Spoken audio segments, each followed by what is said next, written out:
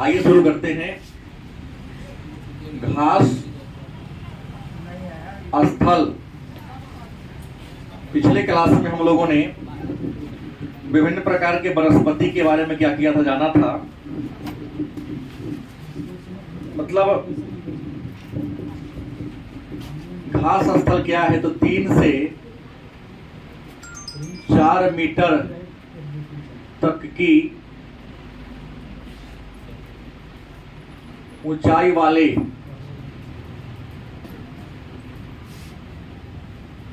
वनस्पति को हम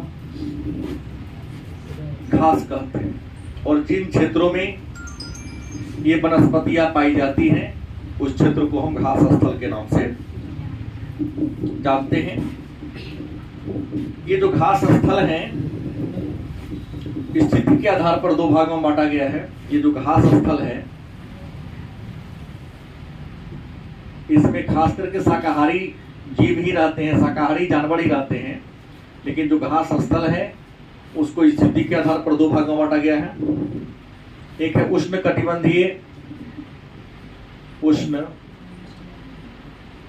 कटिबंधीय घास स्थल और दूसरा शीतोष्ण कटिबंधीय घास स्थल। यहां से लगभग एक प्रश्न होता है हर प्रतियोगिता परीक्षा में लगभग, कि घास स्थल 2 प्रकार के हैं। एक भूमध्य रेखा के आसपास, तो उष्ण कटिबंध वाला हो गया, और एक शीतोष्ण, मतलब 0 डिग्री से लगभग 23.5 डिग्री के आसपास जो घास का मैदान आपको मिलेगा उसको हम उष्ण कटिबंधीय, यहाँ लिख सकते हैं 0 डिग्री से 23 डिग्री लैटिट्यूड के बीच। लैटिट्यूड नॉर्थ भी हो सकता है या लेकिन मैक्सिमम नॉर्थ ही लेके चलेंगे, क्योंकि साउथ में तो क्या है, जल की अधिकता है। तो 0 डिग्री मतलब से भूमध्य रेखा से कर्क रेखा और मकर रेखा के बीच जो घास का स्थल पाया जाएगा उसको हम उष्ण कटिबंधीय घास स्थल कहेंगे। और 23.5 डिग्री नॉर्थ लैटिट्यूड से ले सकते हैं 60 या 66.5 डिग्री नॉर्थ लैटिट्यूड के बीच जो घास स्थल मिलता है उसको हम शीतोष्ण कटिबंधीय घास स्थल के नाम से जानते हैं। ये जो घास स्थल है इसमें हमने पहले ही कह दिया वही जीव रहते हैं जो शाकाहारी होते हैं, जो घास खा करके रहते हैं, जिंदा रहते हैं। हाँ, कहीं कहीं पर थोड़ा उसमें मांसाहारी जीव भी रहते हैं, लेकिन वह बहुत कम मात्रा में देखने को मिलता है।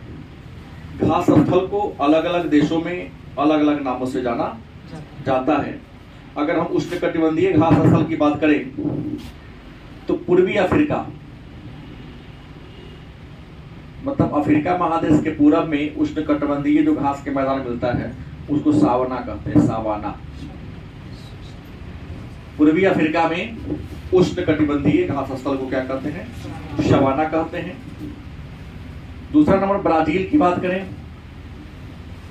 तो ब्राजील में उष्ण कटिबंधीय घास के मैदान को हम कंपोज कहते हैं।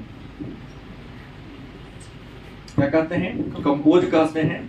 तीसरा वेनेजुएला,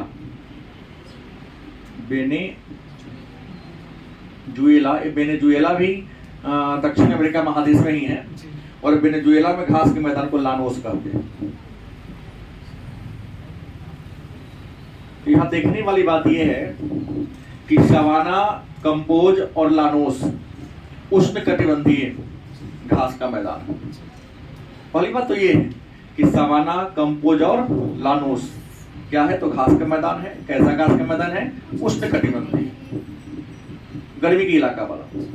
सवाना कहाँ है, पूर्वी अफ्रीका में। कंपोज कहाँ है, ब्राजील में। लानोस कहाँ है, वेनेजुएला में। अगर शीतोष्ण की बात करें तो शीतोष्ण में भी अलग अलग देश में अलग अलग नाम है। जैसे अर्जेंटीना, कौन है, अर्जेंटीना की बात करें, देश एक है ऐसा देश है जहां पाइप के माध्यम से दूध का सप्लाई होता है। क्या जी, सामूहिक खेती आज भी यहाँ पर होता है। पाइप के माध्यम से सब लोग पेट्रोलियम चीज करते हैं, पाइप के माध्यम से क्या सप्लाई होता है? दूध की सप्लाई होती है। तो अर्जेंटीना में शीतोष्ण घास के मैदान को कहते हैं पंपास। पंपास या पेम्पोस भी कोई लगता है, लेकिन पंपास ठीक है। उत्तरी अमेरिका की बात करें, उत्तरी अमेरिका की अगर हम बात कर लें तो उत्तरी अमेरिका में घास के मैदान को प्रेयरी कहते हैं। क्या कहते हैं? प्रेयरी कहते हैं। तीसरा नंबर में दक्षिणी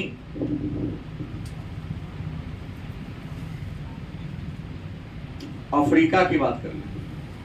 देखिए दक्षिणी अफ्रीका में, अफ्रीका महादेश के दक्षिण में जो भी देश जाएगा, क्या जी, ये आपको तय करना पड़ेगा। दक्षिण अफ्रीका हमने सीधा कह दिया, दक्षिण अफ्रीका में वेल्ड कहते हैं। क्या कहते हैं?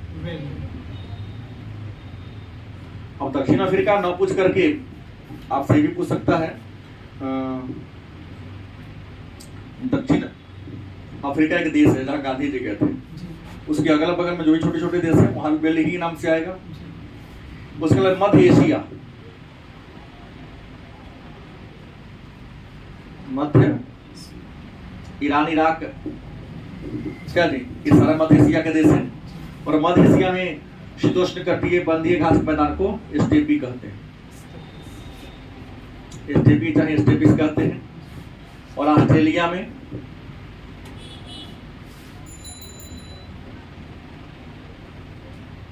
डाउन्स, क्या कहते हैं? डाउन्स, कई जगह डॉन भी लिख देता है। तो डाउन्स या डॉन ये आपके घास के क्या है? मैदान। टॉपिक महत्वपूर्ण है, परीक्षा में, प्रतियोगिता परीक्षा में यहां से प्रश्न रहता है, निश्चित तौर पे रहता है। खास करके मिलान करने के लिए मैं डाल देता है। नहीं, इधर वाला बताया था। अच्छा, लानोस वेनेजुएला, कंपोज ब्राजील, शबाना मैक्सिमम मिलानिस में ही इस प्रश्न को लेता है, तो इसको गौर से देख लेना है। आगे चर्चा करते हैं दूसरे टॉपिक पर। एक बात तो जान गए, घास स्थल प्रोटीन की मात्रा ज्यादा होती है, और जहां पर एक घास स्थल है वहाँ पशुपालक लोग ज्यादा रहते हैं, नहीं, और बड़े पैमाने पर वहाँ पशु को पाला जाता है, और वहाँ का पशु भी हष्ट पुष्ट होता है, उसके बॉडी में मांस क्या होता है? ज्यादा होता है। दो प्रकार के होते हैं, उष्णकटिबंधीय और शीतोष्ण। उष्णकटिबंधीय में सवाना, कंपोज, लानोस। शीतोष्ण में प्रेरी, वेल्ड, स्टेपी, डाउन और पंपास।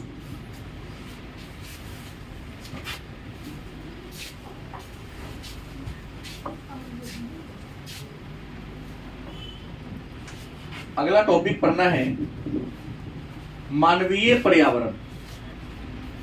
अगला टॉपिक क्या है? मानवीय पर्यावरण। मानवीय पर्यावरण का मतलब क्या होता है? तो मानवीय पर्यावरण का मतलब होता है मानव के द्वारा निर्मित वातावरण।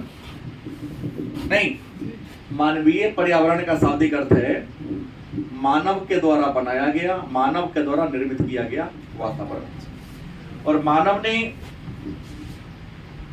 बहुत सारी चीज बनाए हैं, लेकिन हमको इस टॉपिक में पढ़ना है बस्ती, परिवहन और संचार।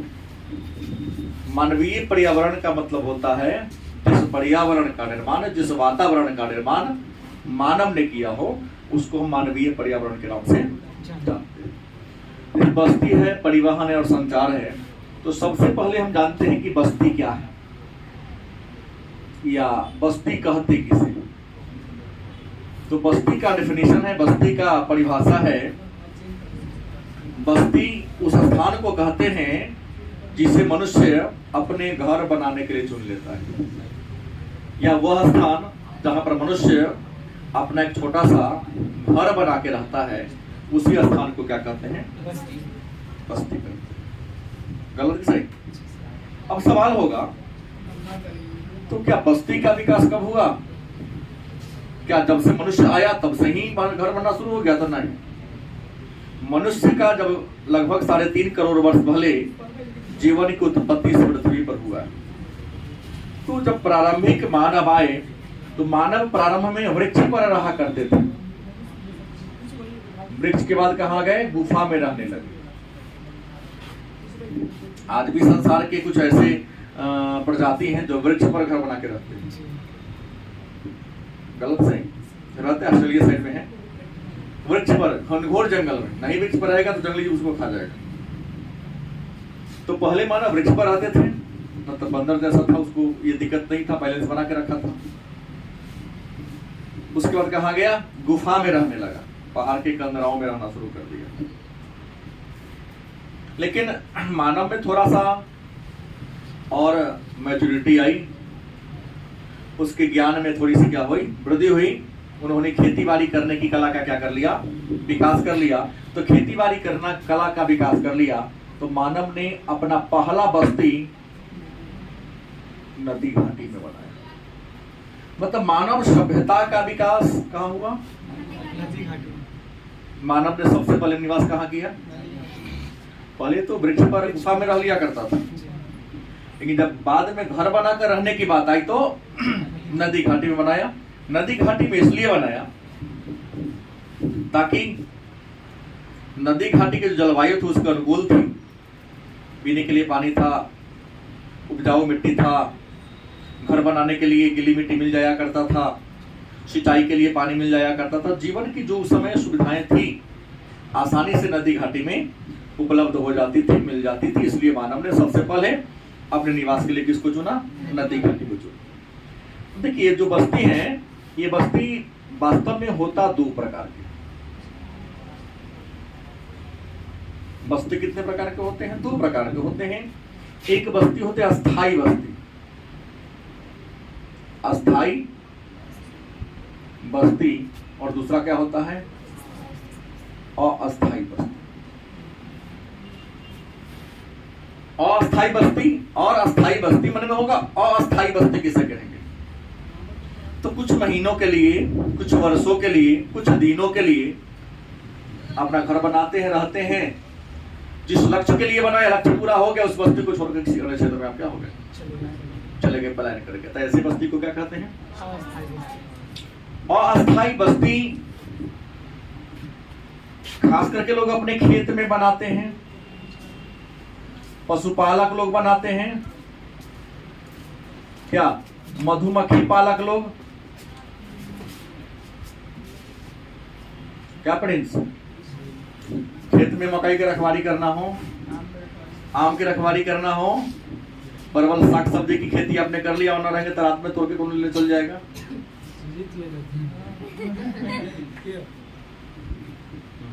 उस पर शक नहीं, लेकिन तोरा पर तो पूरा शक रहता है। नहीं रहता है।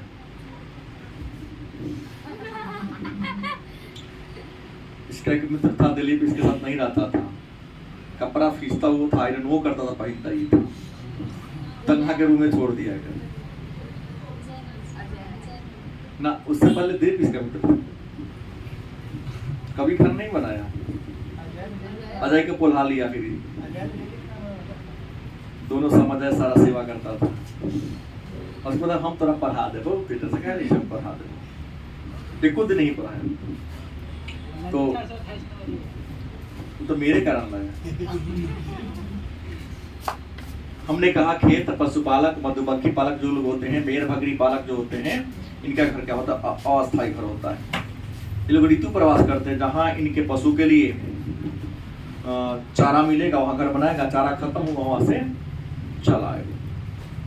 लेकिन जो अस्थाई बस्ती होती है, जहाँ लोग परमानेंट निवास करते हैं, कई पीढ़ी के लोग वहीं रहते हैं, वो भी वहां पर रहेगा।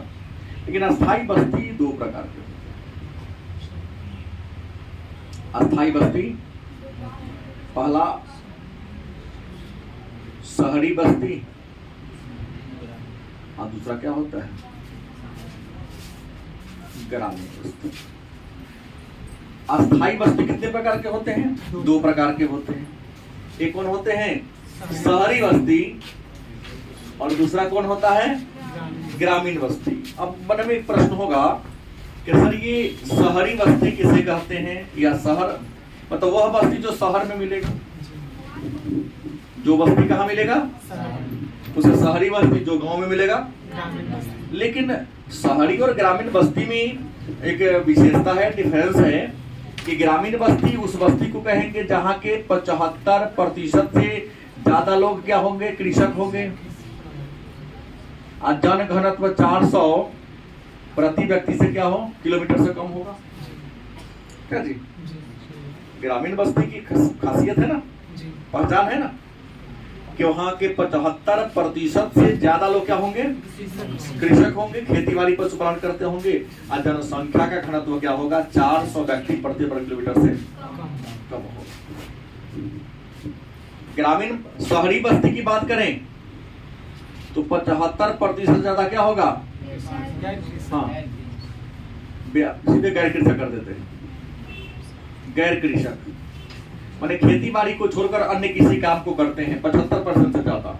और जनसंख्या घनत्व की बात करें तो यहाँ 400 व्यक्ति प्रति वर्ग किलोमीटर से ज्यादा इसका क्या होगा, जनसंख्या घनत्व। लेकिन एक बात और याद रखेंगे, जो ग्रामीण बस्ती है इसका वातावरण स्वच्छ होगा।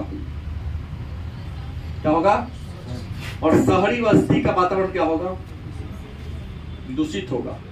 विभिन्न प्रकार के बीमारी से ग्रस्त यहाँ के लोग होते हैं। तो मन में एक प्रश्न होगा कि सर बस्ती तो ग्रामीण ही अच्छा है, जहां जीवन आसान है। ग्रामीण बस्ती में जीवन क्या है, जीवन यहाँ पर आसान है, क्योंकि बड़ी आसानी से बहुत कम खर्च में सारी सुविधाएं आपको मिल जाती है। लेकिन शहरी बस्ती की बात करेंगे तो यहाँ जीवन कठिन, जीवन क्या है, कठिन है। यहाँ जीने के लिए संघर्ष करना पड़ता, बहुत ज्यादा संघर्ष करोगे तो थोड़ा सा आपको प्राप्त होगा। गलत बोला हूं? धान खेत में धान रोपने से ज्यादा मेहनत वाला काम रिक्शा चला, इंसान को खींच रहा है। गलत सही? सुबह देखेंगे सड़क के किनारे से नाला में से कैसे कचरा निकलता है, गटर में कूद जाता था, वहां से निकलता है। कितना कठिन जीवन है उन लोगों का, नहीं? तो यहाँ जीवन क्या है, कठिन है।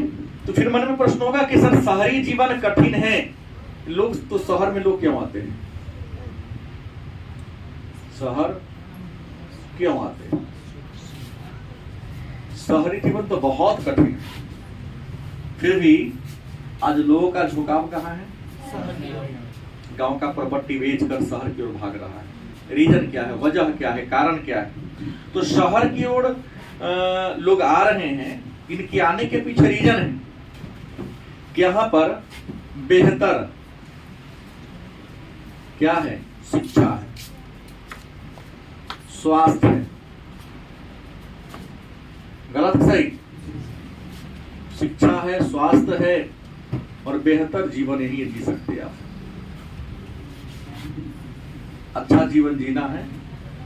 अलग बात है कि शहर तो मैं कहा कि पिंजरा के समान है, शहर का जो घर है कुछ नहीं, पिंजरा के समान। तो ये दो प्रकार की बस्तियां होती हैं। हाँ, फिर ग्रामीण बस्ती हैं, इनके कई रूप हैं। मैंने तो 12वीं क्लास में बताया है, ग्रामीण बस्ती के 14 रूप। ग्रामीण बस्ती के कितने प्रारूप हैं? 14। रैखिक बस्ती, गोलाकार बस्ती, क्या जी, प्रकीर्ण बस्ती, पंखाकार बस्ती, आयताकार बस्ती, चौकोर बस्ती, तारानुमा बस्ती, अनेक प्रकार की बस्तियां हैं ग्रामीण। मतलब कुल मिलाकर 14 मैंने बताया। लेकिन शहर में 2 ही प्रकार की बस्ती होती है। एक होगा, कौन होगा, नियोजित बस्ती, कौन होगा, और दूसरा क्या होगा, मलिन। गांव में तो अनेक प्रकार के बसाव के आधार पर 14 रूप हैं बस्ती के, ग्रामीण बस्ती के। लेकिन शहर में बस्ती का रूप है 2 ही। नियोजित, योजनाबद्ध तरीके से बसाया गया हो, यहाँ मॉल होगा, यहाँ हॉल होगा, यहाँ बाजार होगा, यहाँ अस्पताल होगा, यहाँ विद्यालय होगा, यहाँ क्या बोलते हैं बच्चों के लिए गार्डन होगा। सब सोचकर योजनाबद्ध तरीके से जो बस्ती बसेगा उसे कहेंगे नियोजित बस्ती। कचरा के ढेर की ओर जो बस्ती बस गया हो, जहाँ कोई सुविधा नहीं है, आने जाने की तंग गलियां हैं, जैसे तैसे लोग घर बना के रह रहा हो, क्या जी, स्वच्छता का पूरा पूरा अभाव हो, उसको हम मलिन बस्ती कहेंगे। और दुनिया के सबसे ज्यादा मलिन बस्ती अपने भारत के महाराष्ट्र राज्य में है, जिसका नाम है धारावी। और ग्रामीण जो बस्ती है, शहरी बस्ती में जो घर होते हैं वह ईंट और कंक्रीट के होते हैं, ईंट और कंक्रीट के शहरी बस्ती होता है। लेकिन गांव में जो बस्ती होगा, ग्रामीण बस्ती के 4 रूप है। एक मराई,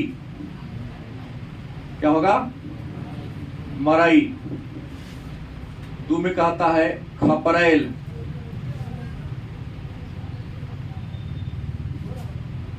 3 में कहता है पक्का मकान। मराई, खपरेल, पक्का मकान, एक झोपड़ी।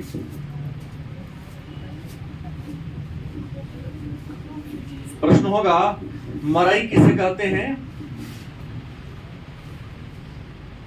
ऐसा घर देखे हैं जिसमें ऊपर से घर का छप्पर हो, अगर टाटी उटी ना हो, लोग जिसको बैठका कहते हैं, इसी पर हवा वगैरह रहते हैं, मराई हो गया।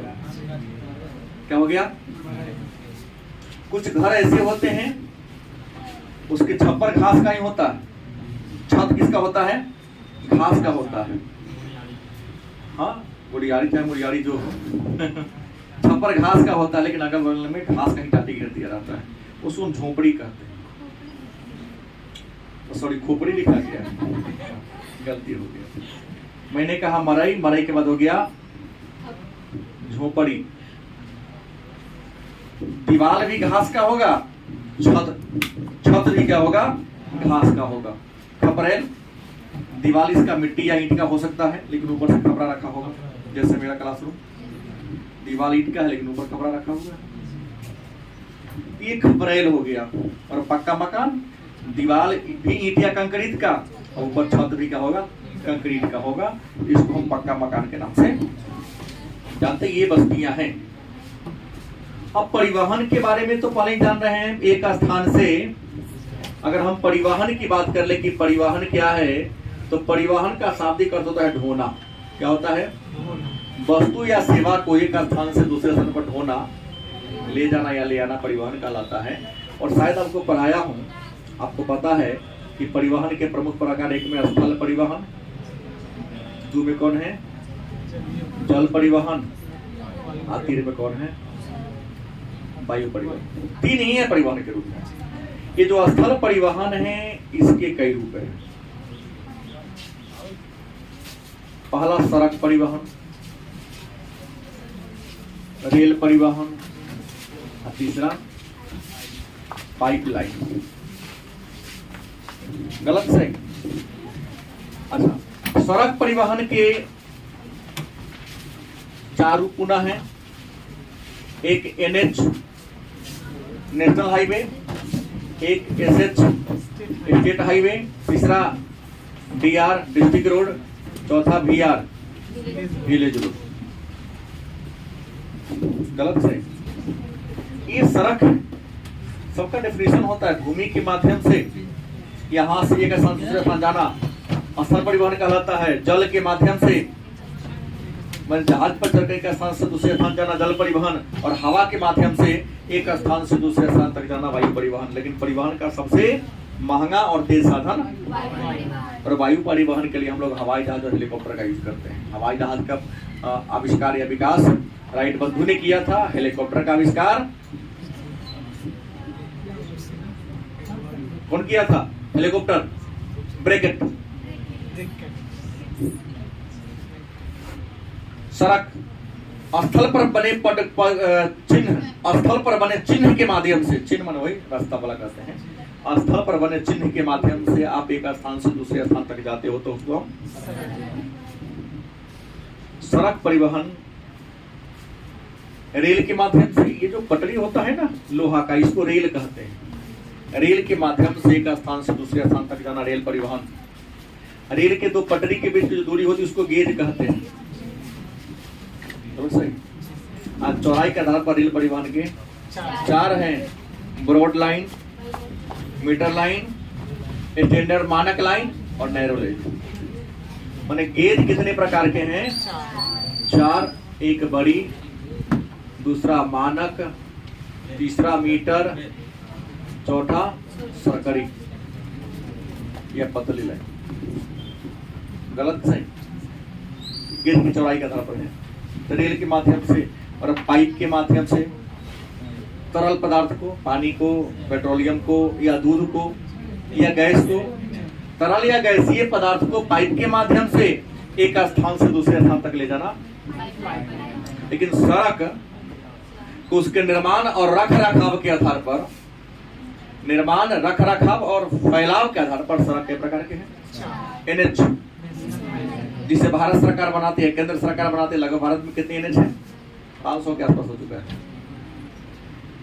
ऐसे जिसको बनाने और रख रखाव करने की जिम्मेवारी राज्य सरकार को, जिला प्रशासन जो बनवाती है, और वीआर जो विभिन्न योजनाओं के माध्यम से। वीआर में तो कही ले सकता हूँ ना भाई, यहाँ मुखिया फंड से बनता है, वार्ड को नहीं बनाने का, मरम्मत कराने का है। क्या जी, ठेकेदारी ले टेंडर लेके बनाता है, मुखिया फंड से, एमपी फंड से, एमएलए फंड से, उसके बाद मुख्यमंत्री ग्राम सड़क योजना, प्रधानमंत्री ग्राम सड़क योजना। इन सब योजनाओं से गांव में तो कई प्रकार के योजनाओं के द्वारा सड़कों का निर्माण किया जाता है। और अंतिम क्या है? संचार, जो संदेशों का आदान प्रदान क्या कहलाता है? संचार दो प्रकार का होता है, एक व्यक्तिगत, दूसरा क्या होता है? सार्वजनिक। व्यक्तिगत वह होता है जिसमें कि व्यक्ति दूसरे व्यक्ति से बात करेगा, जैसे आपका मोबाइल हो गया। गलत सही? और सार्वजनिक हो गया जैसे अखबार छपेगा, जो पढ़ेगा देखेगा सब पढ़ ले। नहीं, एक व्यक्ति और एक दूसरे व्यक्ति से बात हो तो उसमें क्या कहेंगे? व्यक्तिगत संचार के साधन। और एक जब अनेकों व्यक्ति सब एक साथ बात कर सके तो उसको सिनेमा हॉल हो गया, रेडियो होगा, टेलीविजन हो गया, अखबार हो गया। ये वाली बात।